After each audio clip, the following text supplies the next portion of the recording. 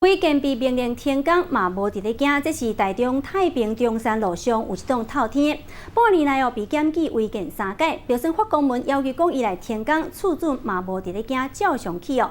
毋若讲厝尾顶这拍山的所在，又搁起新的架间，厝边嘛讲这1、2、3楼后壁的墙围嘛去互伊拍掉，原因只是讲想要增加室内空间。毋过透天的厝拢是规排连做伙，将这墙围甲伊拍掉，这厝边嘛真烦恼讲这。大的安全哦，是毋是会连带受到影响？规排透天厝敢若中即栋甲别人无共，朴实的外壁加上倒边亲像护栏的设计，风格真特别。毋过，说后民众投诉讲，这根本就是违建。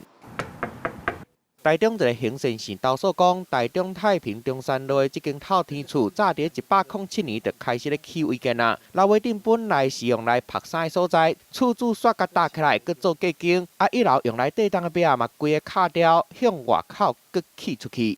24公分的承重墙，1、2、3楼都有这个承重墙，全部拆掉，完全破坏了这整个主体的结构。因为透天厝是规排做伙起的，就惊这栋当着规排厝拢会有安全的问题。佮敢莫讲是违建，根本就无合法。半年来检举3届，煞拢无路用。然后3次又10次复工，都发局的承办人员承诺说一定会处理，可是都没有处理。都发局回应讲，当咧起的违建，才会当叫因随拆掉。已经起好的，敢若会当按照新的违建的方式排时间来拆。应该是在顶楼做一个类似是装修，认定它就是已经是完工了啦，所以说没有立即排拆去拆的问题。因为有停事的问题，厝主可能就让法律的空棚，赶工甲违建起好，就算要排恐惊嘛会等一段时间才排得到。互人检举，煞也是继续起嘛，互附近的民众拢无法度接受。记者综合报道。